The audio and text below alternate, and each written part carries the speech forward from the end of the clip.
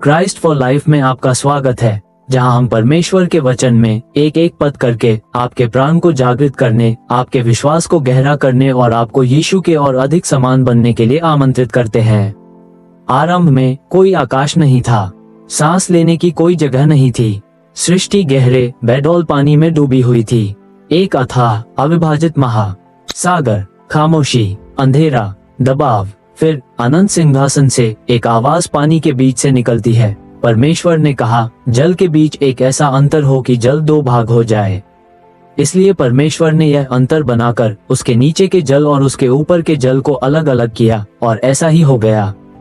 परमेश्वर ने उस अंतर को आकाश कहा। शमाइम, और शाम हुई और फिर सुबह हुई। ये दूसरा दिन था। ईश्वरीय वचन पवित्र स्थान की रचना करता है। ये क्षण सिर्फ मौसम विज्ञान से कहीं बढ़कर है।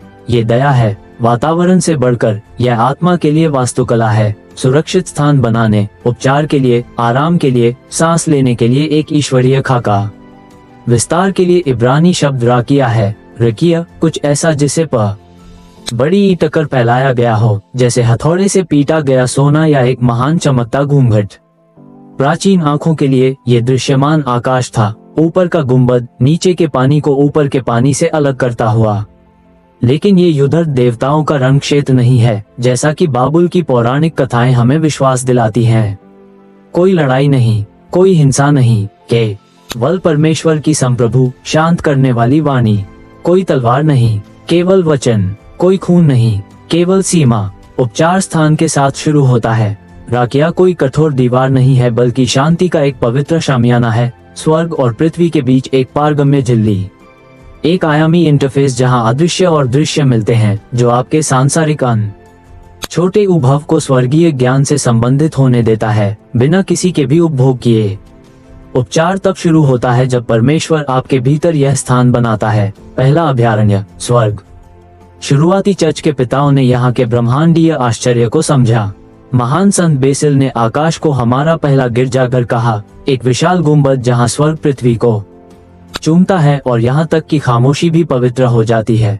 संत ग्रेगरी ऑफ नाइसा ने पानी के अलग होने को ज्ञान में आत्मा का पहला पाठ देखा, ये पहचानना कि क्या डुबोता है और क्या सांस देता है। ऑर्थोडॉक्स रहस्यवाद में यह विस्तार स्वर्ग का नार्थेक्स है, एक पवित्र बरामदा जहाँ स्वर्ग हमारा स्वागत करता है। अफ्रीका के आशा के नीचे पड़ने वाले इथियोपियाई भिक्षु इसे पीढ़ीगत उपचार के लिए एक आह्वान के रूप में सुनते हैं, सांप्रदायिक दुख के बीच सांस लेने के लिए जगह बनाना।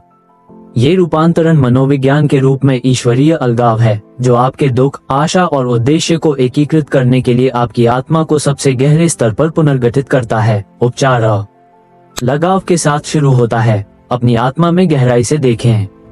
सदमे से ग्रस्त दिल और चिंतित दिमाग ऐसा महसूस करते हैं जैसे वे डूब रहे हैं।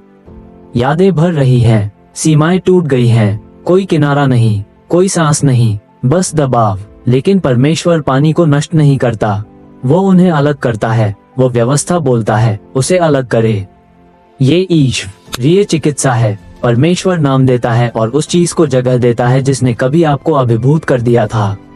दुख का नामकरण हो जाता है, दर्द समाहित हो जाता है। आशा, जो कभी अराजकता में खो गई थी, को बढ़ने के लिए जगह मिलती है। ऊपर का पानी बादल बन जाता है, प्रावधान के संकेत, आपके सूखे स्थानों के लिए कोमल बारिश। नीचे का पानी ढंक जाता है, अभी भी वही है लेकिन व्यवस्थित है। अब उग्र नहीं, अब शासन नहीं कर रहा। आप अब उस पवित्र स्थान में रहते हैं जिसे परमेश्वर ने आपके उपचार के लिए बनाया है। चिकित्सीय समय रेखा। कुछ गहरा ध्यान दें। दूसरे दिनों के विपरीत दूसरा दिन यह नहीं कहता, और परमेश्वर ने देखा कि वह अच्छा है। क्यों? क्योंकि काम अधूरा है, अलगा। वह अंत नहीं है, ये शुरुआत है, ठीक आपकी तरह। आप अराजकता और सृजन के बीच निलंबित महसूस कर सकते हैं। आप अभी तक अच्छाई नहीं देख पा रहे होंगे, लेकिन गुंबद पहले ही लग चुका है। उपचार चल रहा है। परमेश्वर धैर्यवान है, वह आपको अराजकता से ईश्वरीय संभावना की ओर ले जा रहा है। ये पवित्र समय की लय है, विश्वास और आशा द्वारा चिन्हित का चिकित्सीय समय रेखा। मसीह हमारा सच्चा विस्तार, और फिर क्रूस आया। जहाँ कभी आकाश फैला था, अब मसीह फैले हैं।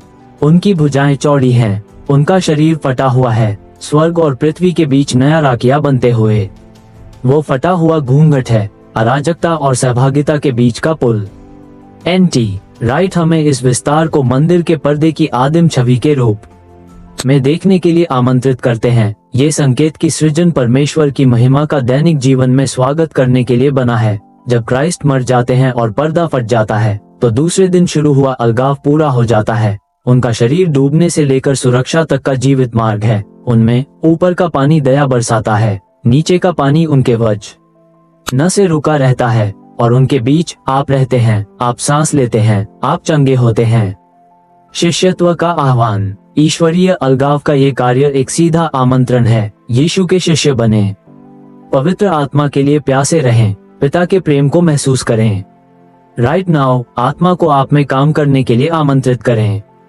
कल्पना करें कि आत्मा आपकी अराजकता के ऊपर मंडरा रही है, ये घोषणा करते हुए एक विस्तार हो जाए। परमेश्वर को अपनी भ्रम की स्थिति पर शांति फैलाते हुए देखें, शांति का एक गुंबद उठाते हुए, ताकि आप फिर से सांस ले सकें और आकाश देख सकें। विश्वास का ये कार्य आपके तंत्रिका मार्गों को फिर से जोड़ता है। यह आत्मा के निवास के लिए जगह बनाता है। इस स्वरूप को आपक ओ नया करने दें। परमेश्वर को अपने जीवन की अराजकता को प्रेमपूर्वक अलग करने के लिए आमंत्रित करें, ताकि प्रत्येक विचार, स्मृति और भावना को उसका सही स्थान मिले। सीमाओं का स्वागत हानि के रूप में नहीं, बल्कि आवश्यक गुंबद के रूप में करें, जहां प्रेम और उद्देश्य बढ़ते हैं। शब्द का अभ्यास करें, अपने प्रयास पर स्वर ग को फैलने देने के लिए रुके जब तक कि आप श्रद्धा और आश्वासन के साथ सांस न लें। पिता का प्रेम इस कार्य को सशक्त बनाता है। वो एक है जिसने इस सृजनात्मक वचन को बोला। वही है जो आपको थामे रखता है जब पानी बढ़ता है, तो आपको गरिमा देता है और सिर्फ आपके लिए आकाश को फैलाता है। आत्मा का दैनिक दोहराव। इसे अपनी आत्मा का दैनिक दोहराव बनने दें। परमेश्वर मेरी अराजकता पर स्थान बोलता है, उसकी सीमा मेरी स्वतंत्रता है, उसका आकाश मेरी आशा है। मसीह में मैं फिर से सांस लेता हूँ।